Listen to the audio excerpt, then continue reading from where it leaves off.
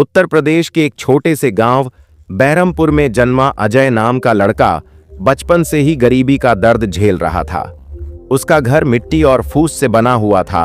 बारिश में छत टपकती, गर्मी में दीवारें तपती और सर्दी में हवा आर पार चली जाती थी। उसके पिता रामकिशोर गांव के एक छोटे किसान थे जो दूसरों के खेतों में मजदूरी कर किसी तरह घर चलाते थे। माँ सीमा घर में सिलाई कढ़ाई कर थोड़ा बहुत पैसा जुटा लेती। अजय बचपन से ही बहुत समझदार था। उसे पढ़ाई का जुनून था, लेकिन घर की हालत ऐसी थी कि 2 वक्त की रोटी भी मुश्किल से मिलती थी। स्कूल की फीस नहीं थी, लेकिन किताबें, कॉपी और यूनिफॉर्म भी उसके लिए सपना थी। अक्सर वो दूसरे बच्चों से पुरानी किताबें मांग कर पढ़ता था। स्कूल जाते समय नंगे पांव चलना उसकी आदत बन गई थी।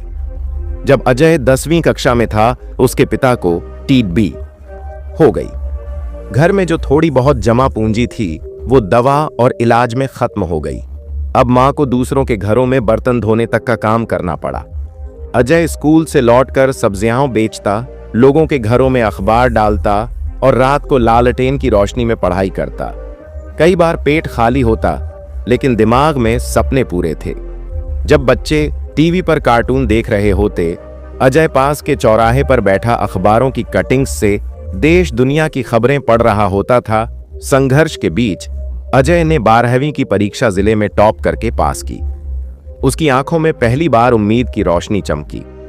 गांव में किसी को यकीन नहीं हुआ कि मजदूर का बेटा पूरे जिले में अव्वल आ सकता है, लेकिन यह शुरुआत भर थी।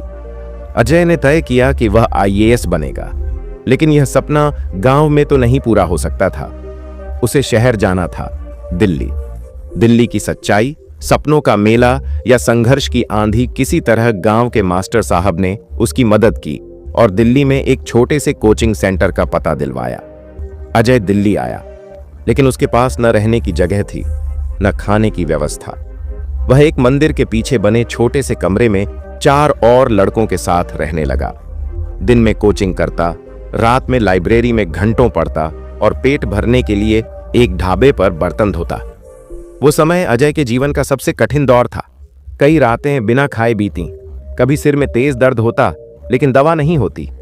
कई बार वह सोचता, क्या मैं हार जाऊं? लेकिन फिर मां की आवाज याद आती, बेटा तू रुक मत, चलता रह, मेहनत रंग जरूर लाएगी। 3 साल की कड़ी मेहनत के बाद अजय ने यूपीएससी का पहला अटेम्प्ट दिया, लेकिन वह प्रीलिम्स में ही फेल हो गया। ऐसा लगा जैसे सारी मेहनत बेकार हो गई। कई दिन वह कमरे में बंद रहा, रोता रहा, लेकिन फिर उसने खुद को समझाया, जो हार मान ले वो कभी अफसर नहीं बनता।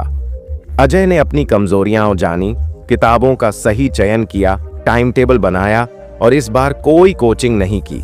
वह खुद पढ़ता, मॉक टेस्ट देता और पुराने पेपर सुलझाता। वह जानता था समय कम है, लेकिन सपना बड़ा है। इस बार उसने प्रीलिम्स निकाला, फिर मेंस में भी अच्छा स्कोर किया। इंटरव्यू के लिए जब बुलावा आया तो उसके पास पहनने को ढंग का कपड़ा भी नहीं था। एक दोस्त ने कोट पैंट उधार दिया। इंटरव्यू बोर्ड के सामने जब वह बैठा तो आंखों में आत्मविश्वास और दिल में सच्चाई थी। बोर्ड ने पूछा, आपने इतनी गरीबी में पढ़ाई की, क्या कभी लगा कि छोड़ दें? अजय ने जवाब दिया, सपने छोड़ देता तो जिंदगी कभी मेरी नहीं होती। मैं सिर्फ अपना नहीं, लाखों गरीब बच्चों का सपना लेकर आया हूं। उस दिन जब परिणाम आया तो अजय की रैंक थी AIR 87। मां की आंखों में आंसू थे और अजय का चेहरा गर्व से चमक रहा था। गांव में ढोल बजाए गए, लोगों ने मिठाई बांटी। जो कभी उसे ताने देते थे, मजदूर का बेटा अफसर बनेगा, वही लोग अब उसकी मिसाल देने लगे। आज अजय एक राज्य के जलाधिकारी हैं। वह हर उस गरीब बच्चे की मदद करता है जो सपने तो देखता है पर साधन नहीं है। उसने अपने गांव में एक लाइब्रेरी शुरू की, जहां बच्चों को फ्री किताबें और गाइडेंस मिलती है। वह जब भी बच्चों से मिलते हैं, एक बात जरूर कहते हैं, अगर हालात तुम्हारे खिलाफ हैं तो समझ लो कि तुम खास हो, बस डटे रहो, वक्त बदलते देर नहीं लगती।